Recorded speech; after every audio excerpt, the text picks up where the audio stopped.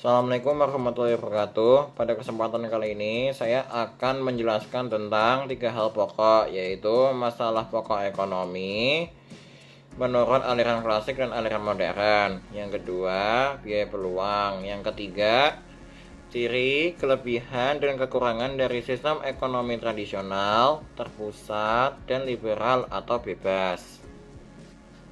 Masalah pokok ekonomi aliran klasik terbagi menjadi 3, yaitu konsumsi, produksi, dan distribusi. Konsumsi adalah menghabiskan manfaat dari suatu barang dan jasa.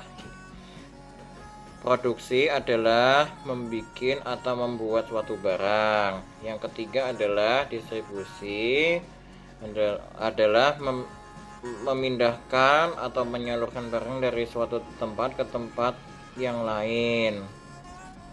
Sedangkan masalah ekonomi dari sudut aliran modern terbagi menjadi 3, yaitu what, tentang apa yang harus diproduksi, beberapa banyak yang akan diproduksi. How, produsen harus tahu bagaimana mengalkulasi jumlah sumber daya yang ada, serta teknis dan proses produksi mana yang paling efisien.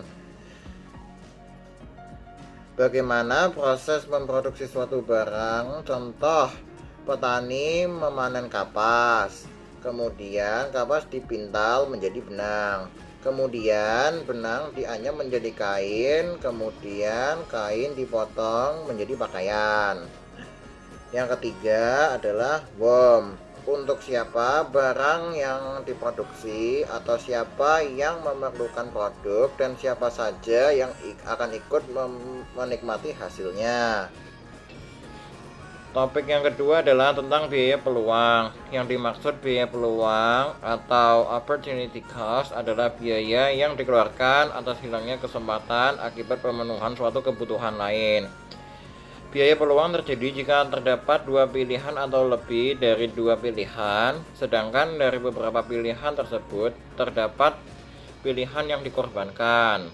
Fungsi biaya peluang adalah yang pertama, memudahkan dalam menentukan prioritas. Yang kedua adalah meminimaliskan resiko. Yang ketiga, membantu dalam perhitungan modal.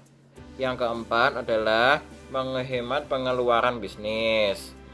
Contoh biaya peluang dalam kehidupan sehari-hari adalah, bayangkan kamu punya uang sebesar 20 juta rupiah. Dengan jumlah uang sebesar itu, kamu punya kesempatan untuk jalan-jalan ke Eropa atau membeli sepeda motor. Apabila kamu memilih untuk membeli motor, maka kamu akan kehilangan kesempatan untuk jalan-jalan ke Eropa. Begitu pula sebaliknya, apabila kamu memilih untuk jalan-jalan ke Eropa, maka kamu akan kehilangan kesempatan untuk punya motor.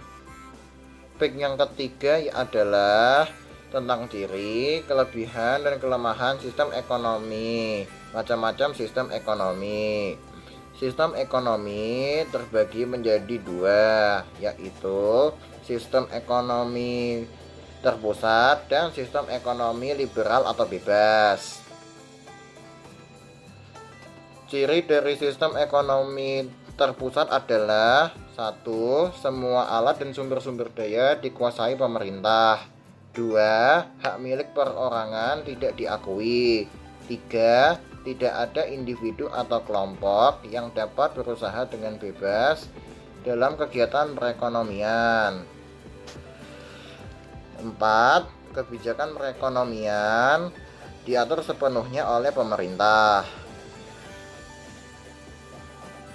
Kelebihan sistem ekonomi terpusat. 1. Pemerintah lebih mudah mengendalikan inflasi, pengangguran, dan masalah ekonomi lainnya. 2. Pasar barang dalam negeri berjalan lancar. 3. Pemerintah dapat turut campur dalam hal pembentukan harga. 4. Relatif mudah melakukan distribusi pendapatan. 5. Jarang terjadi krisis ekonomi. Kekurangan sistem ekonomi terpusat. 1. Mematikan inisiatif individu untuk maju. 2. Sering terjadi monopoli yang merugikan masyarakat. 3. Masyarakat tidak memiliki kebebasan dalam memilih sumber daya. Ciri dari sistem ekonomi liberal atau bebas adalah 1. Setiap orang bebas memiliki barang, termasuk barang modal. 2. Setiap orang bebas menggunakan barang dan jasa yang dimilikinya. 3. Aktivitas ekonomi ditujukan untuk memperoleh laba. 4. Semua aktivitas ekonomi dilaksanakan oleh masyarakat atau swasta. 5. Pemerintah tidak melakukan intervensi dalam pasar. 6. Persaingan dilakukan secara bebas. 7. Peranan modal sangat vital. Kelebihan sistem ekonomi pasar atau liberal atau bebas yaitu 1. Menumbuhkan inisiatif dan kreasi masyarakat dalam mengatur kegiatan ekonomi. 2. Setiap individu bebas memiliki sumber-sumber produksi. 3.